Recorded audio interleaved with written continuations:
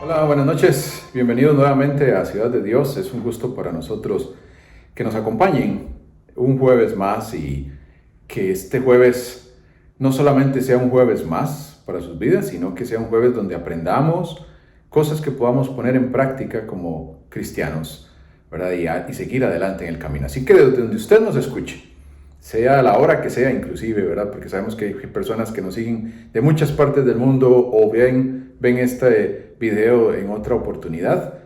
Que la mano de Dios esté sobre sus vidas y que abra nuestros corazones para aprender más sobre Él. En esta noche vamos a hablar sobre una enseñanza que le he llamado Sopla en mí, y está basada en lo que tenemos que recibir del Espíritu Santo.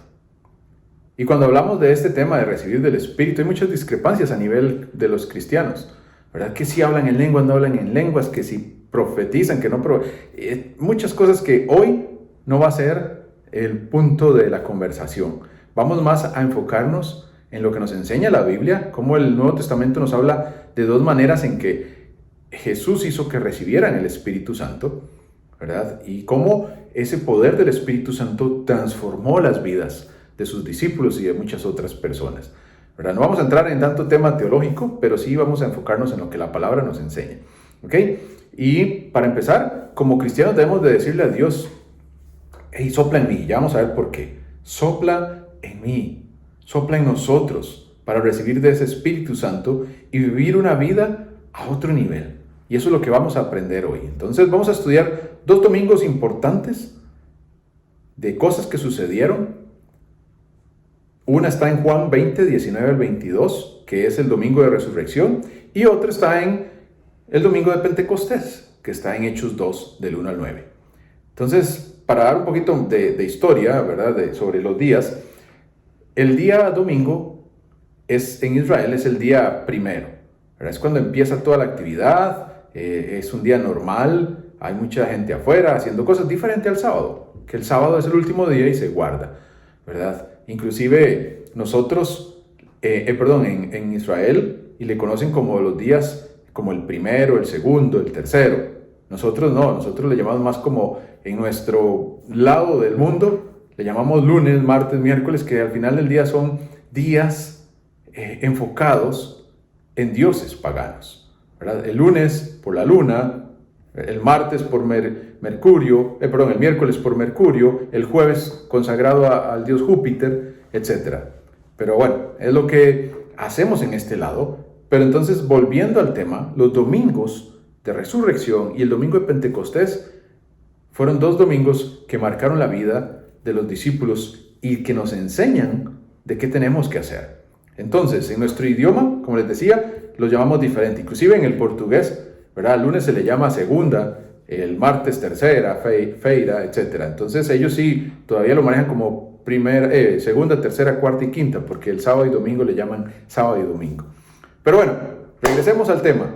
Hablar de los domingos. Domingo de resurrección. Jesús aparece a sus discípulos y vamos a leer Juan 20, 19 al 22. Si usted lo gusta buscar y tiene la oportunidad de buscar en su Biblia, hágalo. Juan 20, 19 al 22. Dice: cuando llegó la noche de aquel mismo día, el primero de la semana, estando las puertas cerradas en el lugar donde los discípulos estaban reunidos, ya vimos que es el primero, ¿verdad? El día domingo. Por miedo de los judíos, vino Jesús y puesto en medio les dijo: paz a vosotros. Y cuando les hubo dicho esto, les mostró las manos y el costado. Y los discípulos se regocijaron viendo al Señor. Entonces Jesús les dijo: otra vez, paz a vosotros. Como me envió el Padre, así también yo os envío. Y habiendo dicho esto, sopló y les dijo: recibid el Espíritu Santo. Entonces, ¿por qué creen que les mostró las manos y su costado? Y era para que creyeran que era el mismo que vieron en la cruz, solamente que ahora estaba glorificado. Y dice que seguidamente sopló. Y la palabra traducida aquí a un lenguaje más secular de esa palabra de soplar se refiere a lo que hace un flautista con su instrumento. ¿verdad? El flautista no lo toca desde lejos para que suene, porque no sería posible, sino que se lo tiene que acercar y explícitamente soplar directo sobre el instrumento. Entonces, esto nos enseña que el verbo utilizado aquí es acción, o sea, algo pasó cuando Jesús sopló y que muy probablemente sopló individual sobre cada uno de ellos. Y ahora, con esto, nos enseña algo muy importante, y es que pasaron de la salvación del Antiguo Testamento a la salvación del Nuevo Testamento. Entonces usted dice, hey Marvin, un momento, ¿qué es eso? ¿Qué es eso de la salvación del Antiguo con la del Nuevo? En el Antiguo Testamento, vamos a ponerlo práctico y fácil, eran salvos bajo la fe de un sacrificio aún no ofrecido, pero Dios había prometido, por medio de sus profecías y todo lo que los profetas hablaban sobre esa salvación. Su fe contemplaba algo que aún no se había realizado, aún no había sido hecho. Pero en el Nuevo Testamento, ahora son salvos mediante la fe en el sacrificio de Jesús en la cruz, algo que ya había sido consumado. Y el mismo Jesús dijo, consumado es, algo que ya vieron, que ya experimentaron. Y ahora usted y yo lo vivimos y lo creemos por esa fe de lo que sabemos que sucedió, de lo que creemos que pasó. No es algo que nos van a contar que va a pasar, es algo que ya sucedió. Entonces, ¿cómo recibir la salvación según el Nuevo Testamento? Y Pablo nos enseña y nos da respuesta a eso. La Biblia siempre tiene las respuestas a nuestras preguntas, ¿verdad? Entonces, si vamos a Romanos 10:9, lo vemos. Y dice que si confesares con tu boca que Jesús es el Señor y creyeres en tu corazón que Dios lo levantó de los muertos, serás salvo. Entonces, hay dos maneras según el Nuevo Testamento. Número 1, confesar que Jesús es el Señor. Y número 2, creer que Dios lo levantó de los muertos. Entonces, los discípulos ya habían hecho esa confesión de que Jesús era el Señor, lo habían seguido, andaban con Él, pero hasta el domingo de resurrección no lo habían visto ese Jesús glorificado. Y ahí fue donde lo vieron resucitado y creyeron que Dios lo levantó de los muertos. Por eso les enseñó el costado y sus manos. Véame, soy yo el que un día les testificamos y dijimos que iba a resucitar. Aquí estoy. ¿Y qué dice que hicieron? Pasaron de la salvación entonces del Antiguo Testamento al Nuevo. Y Jesús, ¿qué hizo? Sopló el Espíritu Santo. Y la palabra griega aquí de espíritu es neuma, que también significa viento o aliento. O sea, sopló aliento santo sobre ellos. Sopló un aliento de vida nuevo. Formaron parte ahora de esa nueva creación. ¿Y a qué me refiero por la nueva creación? Vámonos al principio de todo. Génesis. Adán. Dios cogió barro, lo formó, ¿y cómo le dio vida? Ahí en el huerto. Dice que sopló sobre él. Sopló y le dio aliento de vida. Ahora la nueva creación sigue el mismo patrón. No es Dios en el huerto, sino Jesús resucitado, que salió de la tumba, que se levantó, que venció al diablo, que venció a Satanás, que fue al infierno y le dijo, no has podido vencernos. Y se abrió la piedra, se quitó y él salió glorificado. Enseñó su costado, enseñó sus manos y le dijo a los discípulos, soy yo. Y creyeron. Esa nueva vida se consigue con un soplo del Espíritu Santo. Si usted no tiene vida nueva, si usted quiere esa vida nueva, pídalo y podrá obtenerlo. Esto sucedió cuando tuvieron un encuentro con Jesús cara a cara. No se puede ser salvo sin tener un encuentro con Jesús. Hay mucha gente que ofrece diferentes formas de salvación, religiones, cosas, pactos, sacrificios extraños, etc. Pero lo único que te va a dar la salvación y la vida eterna es un encuentro real con Jesús. Hoy en día lo puedes tener. Solamente debes de hacer esos dos pasos y es confesar que es el Señor y creer que resucitó. Y hoy puedes decir, Jesús, Señor, sopla en mí. No basta con ser miembro de una iglesia. No basta con pertenecer a X grupo. Debes de tener un encuentro con Jesús y que Él sople en ti. Y sabes lo mejor de todo, es imposible tener un encuentro con Él, conocerlo y seguir siendo iguales. El encuentro con Jesús glorificado nos va a transformar, nos va a cambiar. Y hasta aquí hemos hablado del primer paso, pero falta algo más. Si vemos en la Biblia, los discípulos luego de ese encuentro aún no tenían claros sus ministerios. Pedro, después de que Jesús murió, muy probablemente se fueron, se reunieron, estaban ahí, pero pensaban seguir haciendo lo mismo. Pedro pescando. Era pescador, era su formación. Y muchos de ellos lo eran. Pero no tenían claro su ministerio. Y ahí lo vemos eso cuando Jesús les dice que aún les faltaba algo más y que debían de esperar por algo diferente. Eso lo vemos en Lucas 24, 48 al 49, donde les dice: y vosotros sois testigos de estas cosas. He aquí yo enviaré la promesa de mi Padre sobre vosotros. Pero quedaos vosotros en la ciudad de Jerusalén hasta que seáis investidos de poder desde lo alto. Y en Hechos 1 del 4 al 5 dice: y estando juntos les mandó que no se fueran de Jerusalén, sino que esperasen la promesa del Padre, la cual les dijo: oísteis de mí. Porque Juan ciertamente bautizó con agua, mas vosotros seréis bautizados con el Espíritu Santo dentro de no muchos días. Entonces Jesús, ¿qué les manda hacer? Que esperen por algo más. Faltaba algo. Ya habían recibido, ya habían andado con Jesús, lo conocían, pero les faltaba algo más. ¿Cuántos se ponen en ese mismo escenario, no? A veces decimos, nos falta algo más.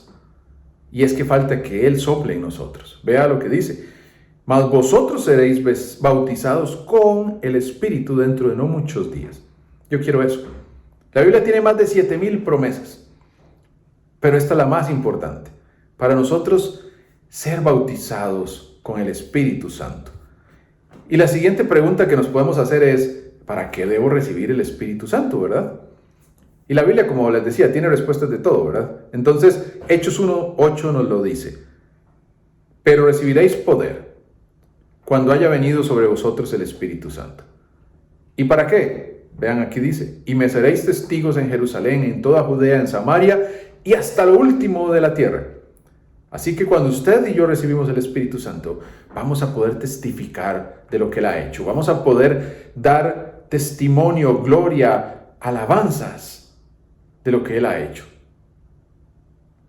Entonces, repasemos. Aquí hemos hablado de que confesamos de que Jesús es el Señor y que somos sellados con el Espíritu, pero que necesitamos un paso más: el cumplimiento de la promesa, ¿verdad? Y es lo que se dio en el domingo de Pentecostés, que es el segundo domingo que vamos a conversar. Hechos 2, 1 al 4. Es ese cumplimiento de la promesa de Dios que veíamos anteriormente, donde decía, veíamos ahí en Hechos 1, 4 al 5, donde dice: sino que esperasen la promesa del Padre. ¿Y cuál era esa promesa? Dice, cuando llegó, Hechos 2, 1, 4, y voy a empezar a leer del verso 2, cuando llegó el día de Pentecostés, estaban todos unánimes. Perdón, el verso 1, ahora el 2. Y de repente vino del cielo un estruendo como de un viento recio que soplaba, el cual llenó toda la casa donde estaban sentados. Y se les aparecieron lenguas repartidas como de fuego, asentándose sobre cada uno de ellos. Y fueron todos llenos del Espíritu Santo, y comenzaron a hablar en otras lenguas, según el Espíritu les daba que hablasen. Entonces, 3 puntos que voy a rescatar de aquí.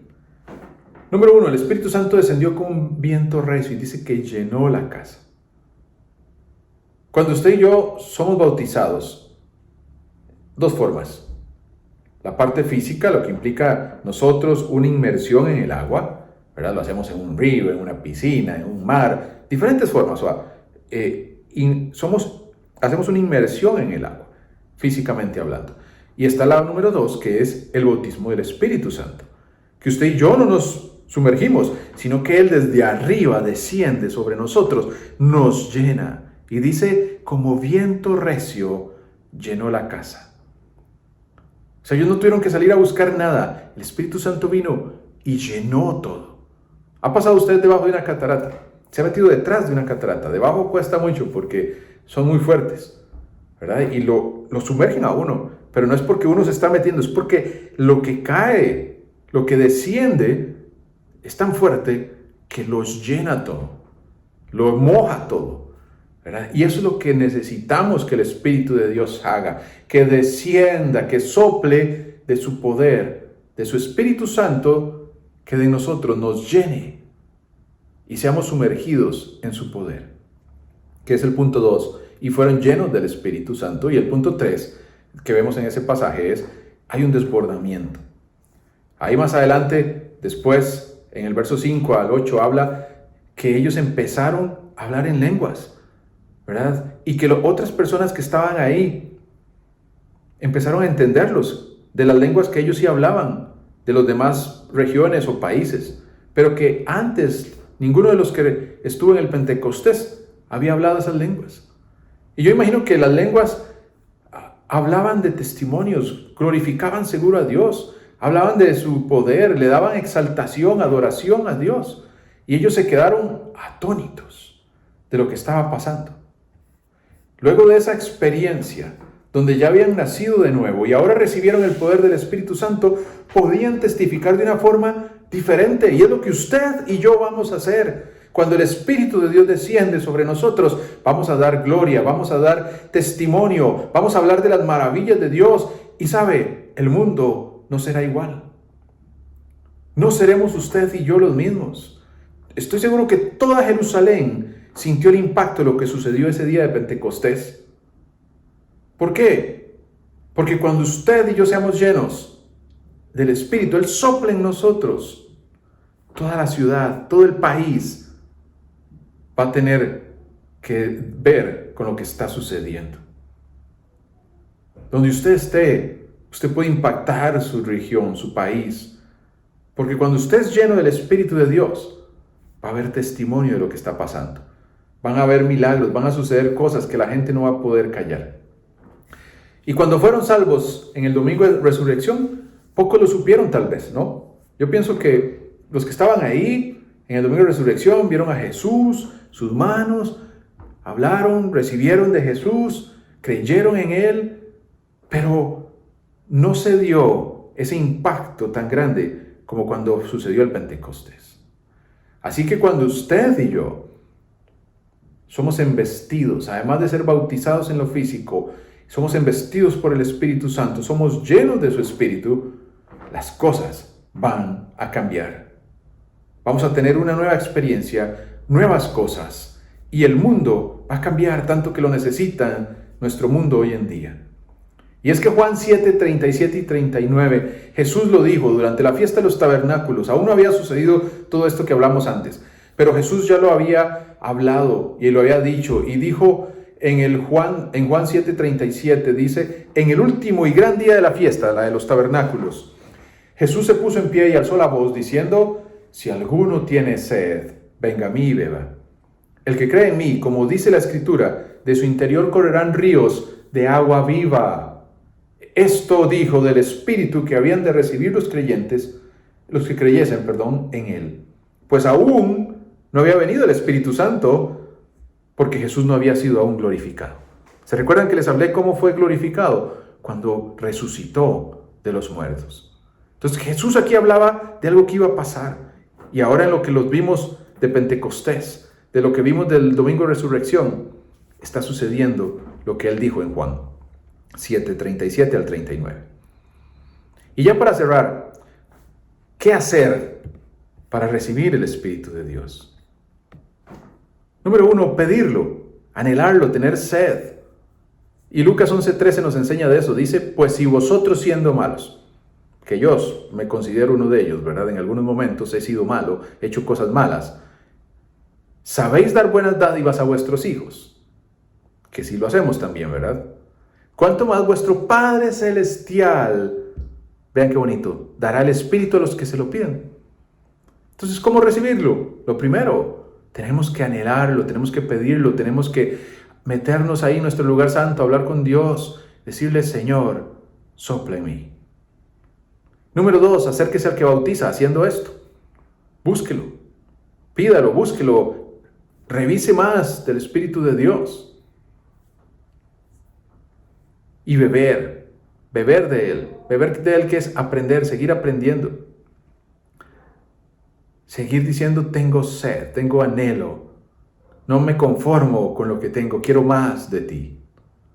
Y número 4, liberar el desbordamiento. ¿A qué me refiero por eso? Es empezar a vivir de lo que Él pone en mí, testificando, enseñando a otros, hablando de lo que Él ha hecho, de sus maravillas. Eso es lo que usted y yo debemos de empezar a hacer. Y todo esto se basa en la fe, ¿verdad? Y Hebreos 11:6 lo dice, pero sin fe es imposible, correcto, agradar a Dios. Porque es necesario que el que se acerque a Dios crea que le hay y que es galardonador de los que le buscan. Y Hechos 2, del 15 al 18, nos enseña lo que Pedro le dijo a todas esas personas que estaban diciendo, estos deben de estar borrachos. Deben de tener algo ahí, están drogados seguro, ¿verdad? Hablando en lenguas extrañas y todo. Pero vean lo que bonito, y esto es para usted y para mí en este día también. Y dice, porque estos no están ebrios como vosotros suponéis, puesto que es la hora tercera del día. Mas esto es lo dicho por el profeta Joel. Y en los postreros días, y yo creo que en estos días también son esos postreros, dice Dios, derramaré de mi espíritu sobre toda carne.